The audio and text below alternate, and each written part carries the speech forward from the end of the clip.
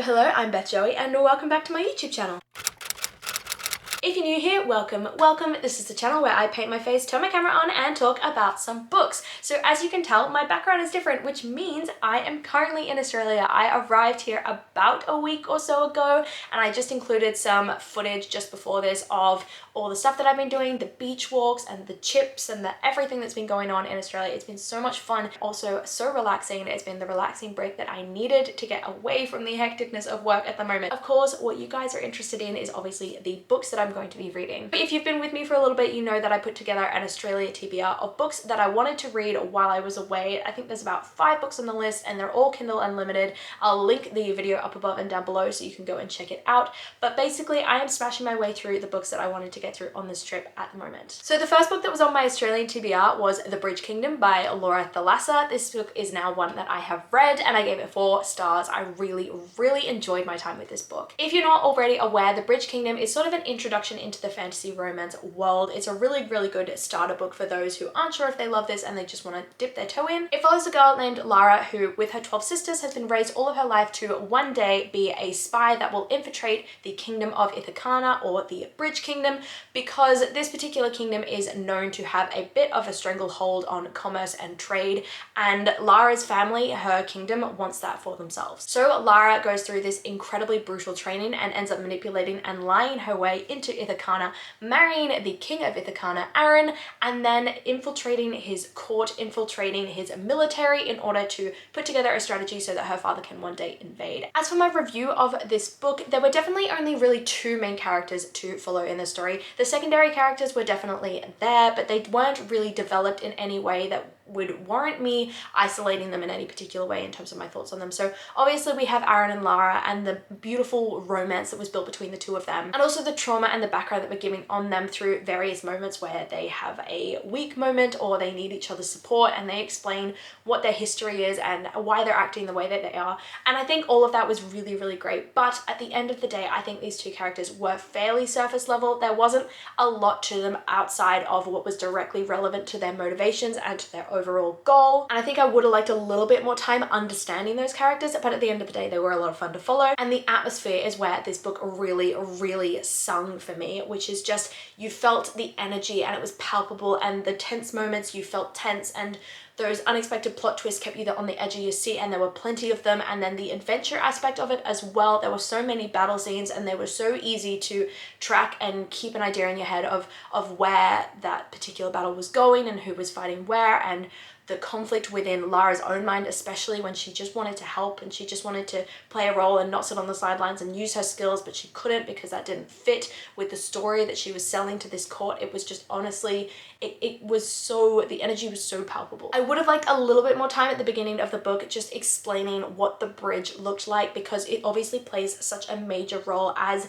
the cause or the catalyst of all this conflict in the story. The writing style, the plot, the motivations, the logic, the characters, they were all just very simple, readable, and I don't think that is a bad thing in this particular case, because this book isn't set up to be an epic fantasy. It's set up to be a fun, loving fantasy romance that just reels you in and keeps you hooked. So I really loved my time reading this book. I constantly found myself wanting to get back to it, wanting to pick it up when I was busy with other things, and that's why I gave it 4 stars. Next up, I read Rhapsodic by Laura Thalassa, which I again really enjoyed reading, and this one got 3.5 stars. But as for what it's about, it follows Calypso, or Callie, who is a girl that 7 years in the past, or 7 years prior to the start of this book, she started making deals with a person called the Bargainer, who essentially, you can make a deal to get anything you want, and quite often he will collect very quickly and with interest.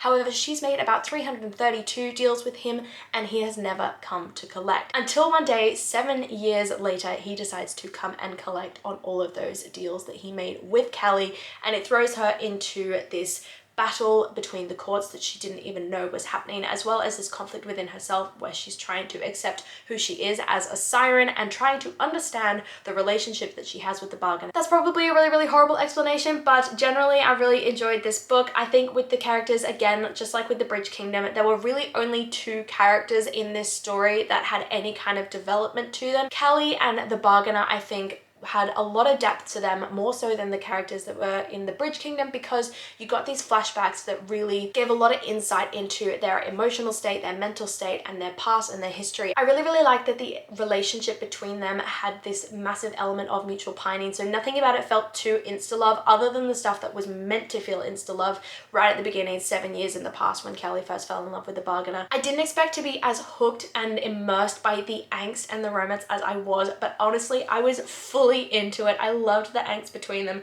I loved the constant conflict and the constant banter. The only thing that was a major stressor for me throughout this story was just the writing, and I don't know if it was just not edited properly with enough proofreading or what the situation was, but there were quite a lot of sentence structure, spelling, writing related issues where I would end up rewriting a lot of the sentences or rewriting a lot of the little pieces of dialogue because they missed a word or the words were in a weird order and it wasn't easy to read. As for the plot, this was another thing that kind of really bugged me because I didn't understand what the actual plot was of the story until right at the end, in the last 50 to 100 pages, when all of a sudden there was this conflict between two of the courts that wasn't really discussed much in the early stages of the book. Maybe that conflict will come a lot into play later on in the series, and then this book was really just focused on establishing that relationship between the bargainer and Callie and setting them up. But I think if that was the aim of this book, to just set up that relationship, then that conflict didn't really need to happen. But hey, at the end of the day, I really, really enjoyed reading this book. The smut was fun, the book was fun,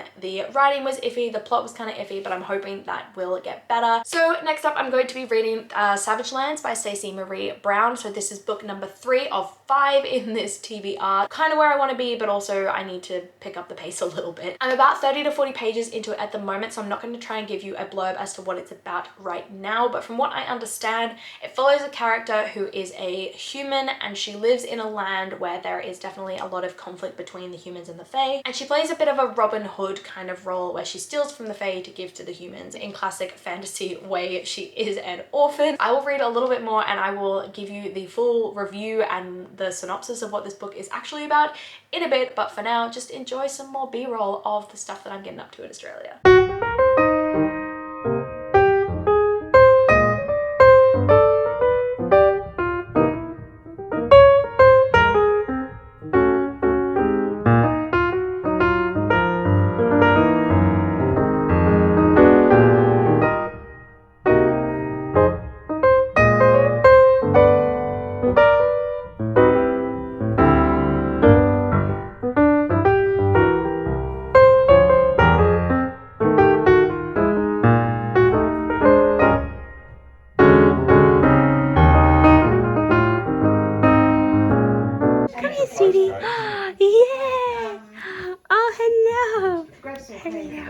Look at your smile. I won't lie, I'm still not used to filming in public. It still feels a little weird to me. I keep looking around being like, can anybody see me? But I thought it might be fun to stick my audiobook in for Savage Lands by Stacey Marie Brown and just go for a walk along the beach, get a coffee, you know, do something really, really chill. So that's what I'm gonna do. I'm gonna stick my audiobook in now. Oh my god, I thought that was a bike. Oh my god, I thought that was a bike behind me, but it's actually just like, I don't know, a rattlesnake or something. Oh, it's Australia, I'm gonna die in 5 minutes. But anyway, I'm gonna go for a walk along the beach. So this is my view. I'll just spin you around. So, you know, ain't bad. This shit ain't bad.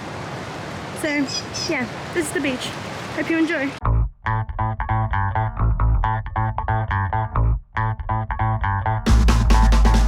So bloody windy here, so you probably can't hear me, but we're at the beach. Look. It's the beach!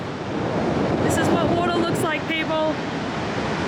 Okay, so best laid plans really do go awry because the wind on the beach right now is absolutely insane. But there is a really, really nice forest walk that I can do to get to the town where I'm heading, where it's like this cute little beach town and it's a nice little restaurant where I can get some chips. So I'm gonna do the little forest walk instead so that, you know, I don't get blown away by the wind and my AirPods don't fall out of my ears. But I'm walking along a rock path right now and it's hurting my feet, so gonna go so I can put my shoes on.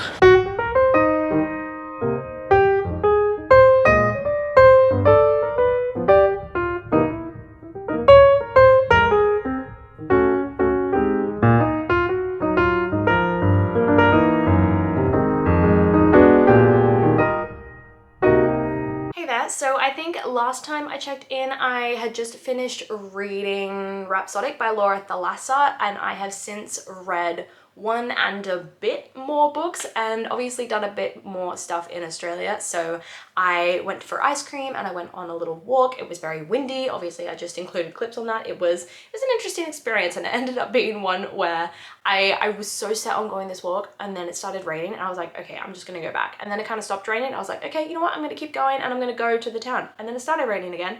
So I went back, and I went back and forth along this one path, not able to make up my mind like 4 times before I was actually like, no, like I am dedicated. I don't care if it's raining. I live in London. Like I can survive some just light rain. So I just kept walking and the rain went away and it got quite warm. I enjoyed my ice cream. It was really, really lovely. I'm really glad I went and did that. And then the next day I went shopping with my mum and my sister. I went and bought like 14 new books, so I'm going to be doing an Australia book haul, which definitely was not in my plan, but I guess we're doing it anyway. But anyway, as for what you're actually here for, I finished Savage Lands by Stacey Marie Brown, and I gave this book 5 stars. I had such a good time reading it, like good time in like inverted commas, because it's a really, really traumatic read and it's really difficult to read at times. As for what it's about, it follows Brexley, who was born 20 years ago when the war between the other world and Earth fell. This basically means that Fae were able to come into Earth and take over, and this has created a really, really unstable environment in Eastern Europe where she currently lives. 20 years ago, her mother died giving birth to her, and then later on, as classically it does in fantasy, her father died. So she is an orphan, and she was taken in by a general of one of the areas in Eastern Europe, and I can't remember which one. And she subsequently fell in love with the general's son. And she kind of recruited him to help her in her sort of Robin Hood style missions, until one day she gets caught on this train and gets sent to a ruthless prison in the Fae court. Everybody assumes she's dead, and she's put through various trials, games, torture from the other prisoners and the guards, as well as this sort of underlying level of intrigue where she doesn't understand why this one particular prisoner is so drawn to her, and his name is Warwick, and he has this reputation in the prison that you do not mess with him. It is a really, really interesting read. That was a very lengthy explanation. I thought the character of Brexley was so well delved into, in that you totally understood in the first part of the book where she's in the court that she's a naive sort of young girl who's aware of the ways of the world, but is definitely just set on being part of this like royal family, falling in love with her first love, convincing him to love her and helping her people. And then she goes to this prison, and obviously she gets put through this torture and this trauma, and she grows up so much, and you've got this constant debate in her mind of the girl she wants to be and the girl that she's becoming. And I think it's really, really interesting. I think a lot of the other characters are very, very hard to get to grips on, just because their motivations aren't 100% clear. I'm looking forward to, like in future books in this series, understanding the political environment a bit more, understanding this sort of underlying magic system at play, and also getting to grips on the relationships between the different characters, where everyone's allegiances lie, why different characters have betrayed Brexley in the way that they have, what the history and the background there is. I think the atmosphere in this story was just so strong. I could feel the tension in those moments when Brexley was in the prison, and I could feel that sort of flighty naivety, beauty, when she was in the court that she grew up in. The pacing in this book was perfect as well, in that it gave you that time when she was a naive young girl to sort of really understand the massive change in the character that happened as soon as she went to the prison, and then everything that happened from there was so tense. It was a really, really great formative book for the first in the series. The sexual tension between Warwick and Brexley was obviously amazing, and then obviously there's this love triangle sort of situation thing going on, because there's a guard that was particularly drawn to her as well. So I'm thinking maybe something's gonna happen there, I don't know. But unfortunately, I followed it up with A Kingdom of Flame and Fury by Whitney Dean, which I DNF'd 7% into the book, which is about 30 to 40 pages in. I wouldn't usually DNF something so early, but this time there was a lot going on in the story that made it really difficult to keep going with it. The level of introspection, the level of internal monologue was just a lot. But before I go into that, I'll just read the Goodreads profile of what this book was about. So the Goodreads profile says, at 10 years old, Raven was mysteriously willed to be the next ruler of Solia, a kingdom nestled within the realm of the Four Kingdoms. Orphaned as a baby, she has spent 15 years ruling over a kingdom she believes she did not earn, all while hiding secrets. She possesses dark magic and she thirsts for blood. Now at almost 25 years old, and with a sudden addiction to stealing life, Raven must fight through her new procured darkness to save her soul. But when a mysterious stranger arrives in her kingdom, she starts experiencing vivid dreams that detail who she truly is. As she slowly starts to unravel her story, what she uncovers at the end of the spool will change the course of her life and her kingdom forever. So as for why I had to DNF this book, it was because the level of introspection, internalization, internal monologue was really, really a lot. It felt very, very heavy-handed. There was nothing there that would make you fall in love with the characters. I also found that with that internal monologuing, it was just very jumpy. There were a lot of times where the character, or Raven, would go from talking about her relationship with her guard, with Cade, and their history together, and then would jump randomly in another paragraph into her history as an orphan, her family, the kingdom, how she ended up where she was, and she'd jump back into like her powers and her abilities, and she'd jump into the history again, and then into Cade again. There was a lot of jumping around, and I felt like I was constantly trying to put the pieces together of what she was trying to tell me, and I was constantly getting really confused. So all in all, I had to DNF this book at about 40 pages in, and yeah, I didn't enjoy it. I am going to be reading Gothicana by Runix next. I am intrigued by this one, partly because Ashley over at Frolic Through Fiction, I'll link her channel down below, she, I think, anticipated that she would enjoy this and then ended up really not liking it. So I'm hoping that I don't have the similar sort of perspective on it, but we shall see. So I will let you know my thoughts on that in a bit.